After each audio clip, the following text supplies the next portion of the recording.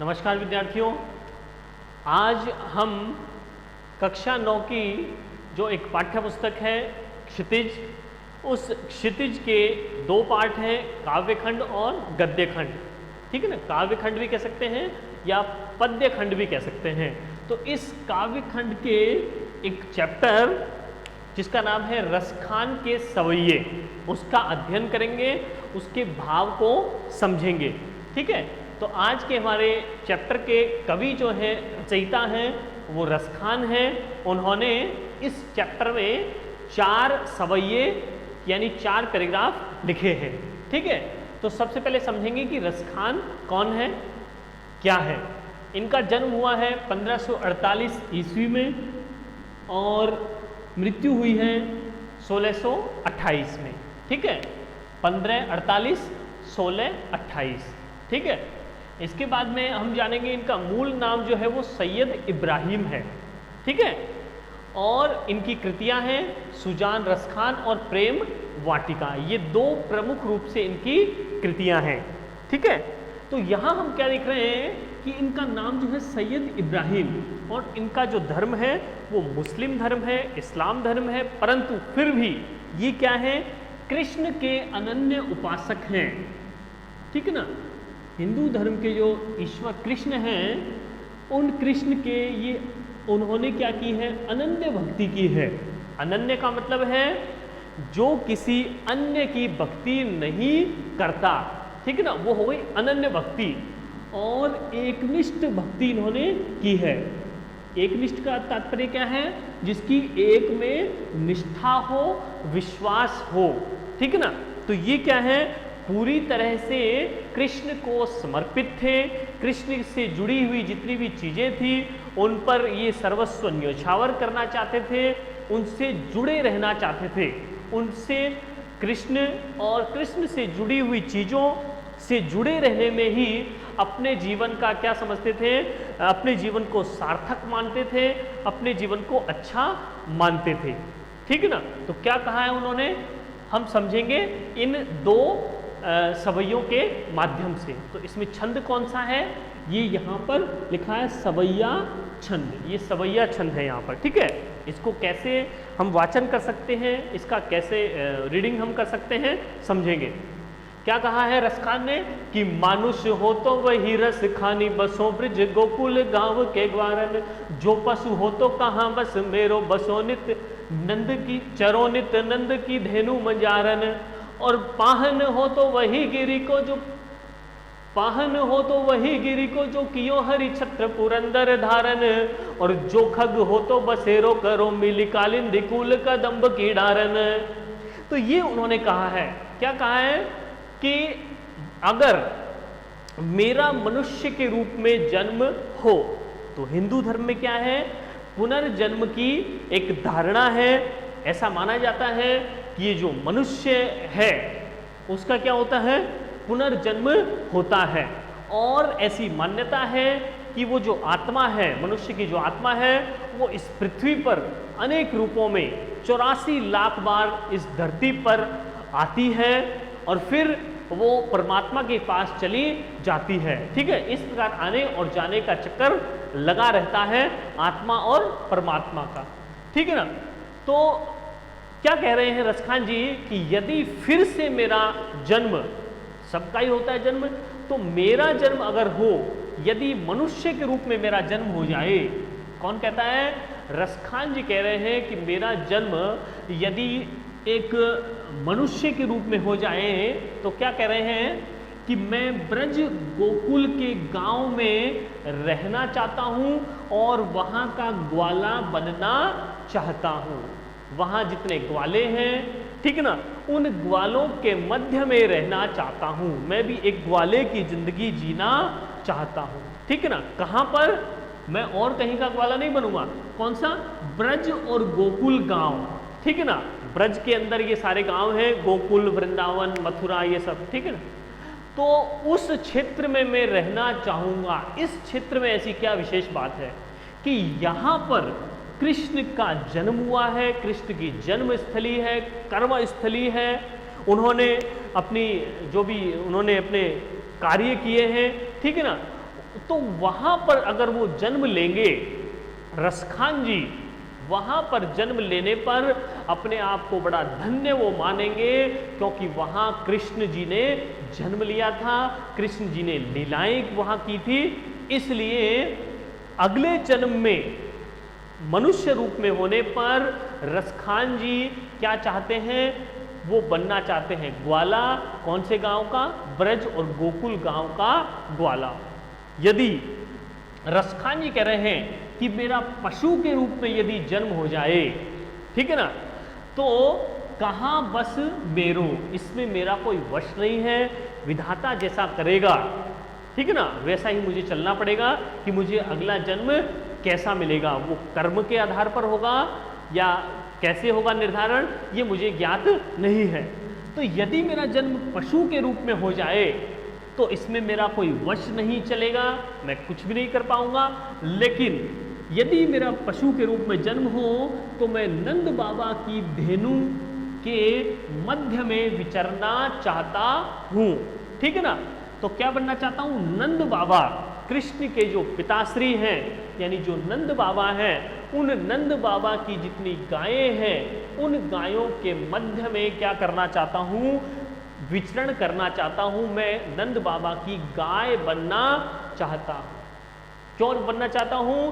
क्योंकि वो जितनी भी गायें हैं वो क्या है, कृष्ण के स्पर्श से, कृष्ण के हाथ लगाने से, कृष्ण के सामीप्य से, कृष्ण की उपस्थिति से वो सभी धन्य हो गए थे, उनका जीवन सफल हो गया था।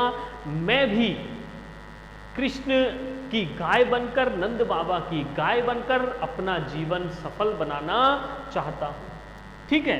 यदि मेरा जन्म एक पाहन के रूप में हो, पाहन का मतलब है पत्थर, यदि मैं बन जाऊं, पत्थर भी बन सकता हूं, निर्जीव भी बन सकता हूं मैं, ठीक है। तो यदि मेरा जन्म एक पत्थर के रूप में हो जाए तो मैं मार्बल नहीं बनना चाहता हूं, मार्बल बढ़िया चमकने वाला, ठीक है ना, वो पत्थर में नहीं बनना चाहता हूं, ठीक है ना। तो मैं कौन सा पत्थर बनना चाह रहा हूं कि उस गिरी का मतलब है पर्वत का, कौन सा पर्वत? उस पर्वत, गोवर्धन पर्वत की ओर संकेत किया गया है कि मैं गोवर्धन पर्वत का पत्थर बनना चाहता हूं। क्यों बनना चाहता हूं? उस जो कियो, जिसको हरि ने यानी कृष्ण जी ने छत्र के रूप में धारण कर लिया था, उस गोवर्धन पर्वत का मैं पत्थर बनना चाहता हूं, जिस गोवर्धन पर्वत को श्री कृष्ण ने छत्र के रूप में अपनी अंगुली पर धारण कर लिया था, ठीक है ना। क्या किया था? इसमें एक प्रसंग है, इसमें दृष्टांत है, समझिए क्यों किया था। तो जब कहा गया है कि द्वापर युग में तो कृष्ण जी ने क्या किया, उस समय सभी लोग क्या करते थे? इंद्र की पूजा करते थे। इंद्र उस समय, या कह देंगे कि इंद्र तो क्या थे? देवताओं के देवता थे, देवताओं के राजा थे, देवराज इंद्र। तो सभी लोग जब इंद्र की पूजा करते थे तो कृष्ण को लगा, देवताओं को लगा कि जो इंद्र हैं वो उनमें थोड़ा घमंड हो गया है, उनमें थोड़ा अभिमान आ गया है, गर्व उनको होने लगा है, तो उनके घमंड को थोड़ा दूर किया जाए, इसलिए कृष्ण जी ने सभी को कहा, सभी गांव वासियों को कहा कि आप इंद्र की पूजा छोड़ करके आप क्या करें? गोवर्धन पर्वत की पूजा करें, ठीक है ना, गोवर्धन पर्वत की पूजा करें आप, ठीक है ना। तो सभी लोगों ने, सभी ग्रामवासियों ने गोवर्धन पर्वत की पूजा अर्चना शुरू कर दी। तब इंद्रदेव क्रोधित हो गए, गुस्सा हो गए कि देवताओं का राजा तो मैं हूं और मेरे होते हुए इस सामान्य से पर्वत की पूजा सर्वथा अनुचित है। तो और फिर क्या किया उन्होंने? इंद्र भगवान ने वर्षा कर दी, मूसलाधार वर्षा, तेज वर्षा कर दी और सभी लोग त्राहिमाम करने लगे। तब कृष्ण जी ने क्या किया? इस गोवर्धन पर्वत को उठा करके और अपनी अंगुली पर धारण किया और उस छत्र छाया में सभी ग्रामवासियों को पनाह दी, आश्रय दिया। तब इंद्र को पता चला, वास्तविकता का ज्ञान हुआ कि ऐसा मुझे नहीं करना चाहिए, तब इंद्र को पता चला, ठीक है ना। तो इसलिए क्या कहा है कि यहां पर क्या कह रहे हैं कवि कि यदि मेरा जन्म पत्थर के रूप में हो तो मैं उसी गोवर्धन पर्वत का पत्थर बनना चाहता हूं जिसको श्री कृष्ण ने पुरंदर, पुरंदर का मतलब है इंद्र के कारण, इंद्र के कारण जिसको श्री कृष्ण ने अपने छत्र के रूप में धारण कर लिया था। ठीक है ना, मैं उस गोवर्धन पर्वत का पत्थर बनना चाहता हूं। यदि मेरा जन्म एक पक्षी के रूप में हो जाए, खग का मतलब पक्षी, यदि मैं पक्षी बन जाऊं तो बसेरो करो, मैं बसेरा करना चाहता हूं, रहना चाहता हूं। कहां पर? कालिंदी, कालिंदी का मतलब है यमुना नदी, यमुना नदी के कूल पर, कूल का मतलब है ठंडा ठंडा, कूल कूल, ठीक है ना, तो गर्मी में अच्छा लगेगा कूल, लेकिन इस कूल का मतलब क्या है? किनारा, ठीक है ना। तो क्या मतलब हो गया कि कालिंदी यानी यमुना नदी के किनारे पर जो कदम्ब के जो पेड़ लगे हुए हैं, उन कदम्ब के पेड़ों की जो डालियां हैं और उन डालियों पे जो पक्षी बैठे हुए हैं, वो पक्षी मैं बनना चाहता हूं। ठीक है ना, क्या चाहता हूं कि यदि मेरा जन्म एक पक्षी के रूप में हो, खग यानी पक्षी, पक्षी के रूप में हो तो मैं कहां बसेरा करना चाहता हूं? उस यमुना नदी, कालिंदी मतलब यमुना, उस यमुना नदी के किनारे जो कदम्ब के जो पेड़ हैं उनकी डालियों पर बैठने वाला पक्षी बनना चाहता हूं। किसी भी प्रकार, चाहे मैं मनुष्य बनूं, चाहे पशु बनूं, चाहे पत्थर या फिर पक्षी, किसी भी रूप में इस दोबारा इस धरती पर मैं आऊं, लेकिन मेरी एक ही इच्छा है, एक ही बड़ा उद्देश्य मेरा रहेगा कि मैं कृष्ण का सामीप्य प्राप्त करूं, कृष्ण का सामीप्य स्पर्श प्राप्त करूं या फिर कृष्ण का आश्रय प्राप्त करूं। ठीक है ना, तो इस प्रकार यहां पर ये जो कवि रसखान हैं उनकी यहां पर एक निष्ठ भक्ति या फिर अनन्य भक्ति यहां पर प्रकट होती है। किसी भी रूप में आए लेकिन वो कृष्ण का सामीप्य प्राप्त करना चाहते हैं। क्यों प्राप्त करना चाहते हैं? क्योंकि इससे वो अपने आप को धन्य समझेंगे। एक बार फिर से हम इसको समझेंगे। तो रसखान जी क्या कह रहे हैं कि यदि मेरा जन्म मनुष्य के रूप में हो तो मैं क्या करना चाहता हूं? ब्रज और गोकुल गांव का ग्वाला बनना चाहता हूं, ठीक है ना, ताकि मुझे कृष्ण का सामीप्य प्राप्त हो। यदि पशु के रूप में मेरा जन्म हो तो इसमें मेरा कोई वश नहीं चलेगा, फिर भी मैं क्या करना चाहता हूं? नंद की गाय बनना चाहता हूं और उनकी गायों के बीच में रहना चाहता हूं। यदि मेरा जन्म एक पत्थर के रूप में हो तो मैं उसी गोवर्धन पर्वत का पत्थर बनना चाहता हूं जिस गोवर्धन पर्वत को श्री कृष्ण ने इंद्र के कारण छत्र के रूप में धारण कर लिया था। और यदि मेरा जन्म एक पक्षी के रूप में हो तो मैं कालिंदी यानी यमुना नदी के किनारे पर जो कदम्ब के पेड़ हैं उनकी डालियों पर बैठने वाला पक्षी बनना चाहता हूं। यानी हर प्रकार से येन केन प्रकारेण, किसी भी प्रकार से मैं कृष्ण का आश्रय प्राप्त करना चाहता हूं, तभी मेरा जीवन सफल हो पाएगा। ठीक है, नेक्स्ट पैराग्राफ है, नेक्स्ट जो सवैया है, इसमें क्या कहा गया है कि या लकुटिय रुकामरिया पर राज तिहुपुर को तजी डारो। क्या कहा गया है कि इस लकड़ी, लकुड़ी का मतलब है लकड़ी, रसखान जी क्या कह रहे हैं कि इस लकड़ी और कामरिया का मतलब है कंबल, इस लकड़ी और कंबल पर क्या कर सकता हूं मैं?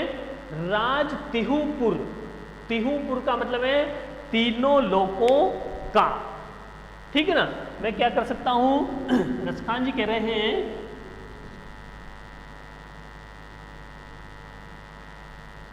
हाँ, तो रसखान जी क्या कह रहे हैं कि राज तिहुपुर, तिहुपुर का मतलब है, पुर का मतलब लोक, तीन लोक, ठीक है ना, इन तीन लोक के राज को भी, तीनों लोकों का राज्य भी मुझे मिल जाए, फिर भी मैं क्या कर सकता हूँ, इनको त्याग दूंगा। तीनों लोगों का मुझे राजा बना दिया जाए तो उस राजा के सिंहासन को भी मैं छोड़ दूंगा, त्याग दूंगा। किसके लिए? लकड़ी और कंबल के लिए। किसकी है वो कृष्ण की लकड़ी और कंबल है। तो ये क्या कहते हैं रजखान जी कि कृष्ण की लकड़ी और कंबल पाने के लिए मैं तीनों लोगों के राज को भी त्याग सकता हूं। ठीक है ना। और क्या कर सकता हूं कि आठों सिद्धि, आठों जो सिद्धियां हैं और 9 निधियां ये हनुमान जी को प्राप्त है। आठों सिद्धियां, ईशित्व, वशित्व, प्राप्ति, प्राकाम्य, ठीक है ना, अणिमा, महिमा, गरिमा, लघिमा, ठीक है ना। 8 ये सिद्धियां जो हैं, विशेष जो शक्तियां जो प्राप्त हैं, ये भी अगर मुझे मिल जाए, और सिद्धियां मतलब शक्ति और निधि का मतलब है खजाने, 9 खजाने जो इस दुनिया के सबसे बड़े जो खजाने हैं वो भी मुझे मिल जाए, 8 सिद्धियां भी मिल जाए और 9 निधियां भी मिल जाए, इनके सुख को मैं क्या कर सकता हूं, विसार सकता हूं, भुला सकता हूं। क्यों भुला सकता हूं? किसके लिए? नंद की गाय चराने के लिए। अगर मुझे नंद की गाय चराने की नौकरी मिल जाए, मैं नौकरी करना चाहता हूं, ठीक है ना, ये काम मुझे चाहिए। कौन सा काम है? कि मुझे गाय चराना अच्छा लगता है, ठीक है ना, मैं गाय चराता फिरूं और पढ़ाई छोड़ दूं, ठीक है ना, हम भी यही चाहते हैं, ठीक है ना। तो रसखान जी क्या कह रहे हैं इसके माध्यम से समझिए कि नंद की गाय को चराने के लिए मैं क्या कर सकता हूं, 8 सिद्धियों और 9 निधियों के सुख को भी भुला सकता हूं। क्यों भुला सकता हूं? क्योंकि जो नंद की गाय है, ठीक है ना, अर्थात ये कृष्ण के समीप रहने वाली गाय है और इससे मुझे कृष्ण का सामीप्य प्राप्त होगा, उनकी समीपता मिलेगी, उनका आश्रय मुझे मिलेगा और मेरा जीवन धन्य हो जाएगा। और रसखान जी कह रहे हैं कि कब इन आँखों से मैं ब्रज के वन को, वन मतलब वन, जंगल को, और बाग यानी बगीचे को, और तड़ाग मतलब तालाब को, निहारों का मतलब है निहारूंगा, देखूंगा। मैं इसी उम्मीद में हूं कि मुझे ऐसा सुअवसर प्राप्त हो। क्या कह रहे हैं रसखान जी? कह रहे हैं कि मुझे कब ऐसा सौभाग्य प्राप्त होगा, मेरी आंखों को ऐसा कब सौभाग्य प्राप्त होगा कि मैं ब्रज के वन, बगीचों और तालाब को निहार पाऊंगा। कितने पावन स्थान है वो, पुण्य स्थल है जहाँ कृष्ण ने जन्म लिया है, जहाँ कृष्ण ने अपनी लीलाएं दिखाई हैं, ठीक है ना। तो वो उन जगहों पर मैं जाना चाहता हूँ, अपना कुछ समय बिताना चाहता हूँ। क्या कहा है कि कोटिक ए कलधोत के धाम, कोटिक मतलब करोड़ों, कलधोत मतलब सोने और चांदी के धाम यानी महल, करोड़ों सोने चांदी के महलों को भी क्या कर सकता हूं मैं, करील की कुंजन ऊपर वारो, मैं क्या कर सकता हूं, करील का मतलब है कांटेदार जो झाड़ियां हैं, ठीक है ना, उसमें कोई रस नहीं है, मीठा नहीं है, ठीक है ना, कांटे ही कांटे लगे हुए हैं। तो इस कांटेदार झाड़ियों के जंगल पर मैं वार सकता हूं, यानी न्योछावर कर सकता हूं। मुझे क्या चाहिए? कांटेदार झाड़ियां चाहिए, ठीक है ना। क्यों चाहिए? कौन सी झाड़ियां हैं ये वही झाड़ियां हैं, वही जंगल है, वही कुंज है जहां पर किसी समय कृष्ण जी निवास करते थे या विचरण किया करते थे, गोपियों के साथ या गायों के साथ वो घूमते थे, विचरण करते थे। वहाँ जैसा सुहावना मौसम हुआ करता था, सुहावना वातावरण या सुरीला वातावरण वो अपनी बांसुरी से कर दिया करते थे, वैसा ही संगीतमय वातावरण मैं चाहता हूँ और मैं कृष्ण का सामीप्य चाहता हूँ, ठीक है। तो एक बार फिर से समझेंगे कि रसखान कह रहे हैं कि इस कृष्ण की लकड़ी और कंबल पर मैं तीनों लोकों के राज को त्याग सकता हूं। और क्या कहा है, 8 सिद्धियां और 9 निधि, निधि मतलब खजाना, सिद्धि मतलब शक्तियां, तो 8 सिद्धियां और 9 निधियों के सुख को मैं भुला सकता हूं यदि मुझे नंद की गाय चराने का मौका या सुअवसर मिल जाए। और रसखान कहते हैं कि मुझे या मेरी आंखों को ऐसा कब अवसर मिलेगा, कब ऐसा सौभाग्य प्राप्त होगा कि मैं ब्रज के वन, बगीचों और तालाब को निहारूंगा। और वो क्या कहते हैं कि मुझे करोड़ों सोने चांदी के महल नहीं चाहिए, इन सब सोने चांदी के महलों को मैं न्यौछावर कर सकता हूँ किसके ऊपर, करील की कुंजन पर कांटेदार झाड़ियाँ जो हैं ब्रज की, वो कांटेदार जो झाड़ियाँ हैं उन झाड़ियों के लिए मैं सोने चांदी के महलों को भी छोड़ सकता हूँ। तो इसलिए इसमें क्या कहा गया है कि कृष्ण सर्वोपरि यहाँ पर बताए गए हैं रसखान के लिए। उनको किसी भी प्रकार से कृष्ण का सामीप्य चाहिए, किसी भी माध्यम से, किसी भी जरिए से वो कृष्ण को प्राप्त करना चाहते हैं और वो कृष्णमय होकर ही रहना चाहते हैं। ठीक है ना। तो इस प्रकार से इस चैप्टर के हमने 2 पैराग्राफ को समझा है। इसे आप अपने नोटबुक में नोट करेंगे और इसके भावार्थ को समझेंगे। आगे नेक्स्ट क्लास में हम आगे का चैप्टर समझेंगे। धन्यवाद।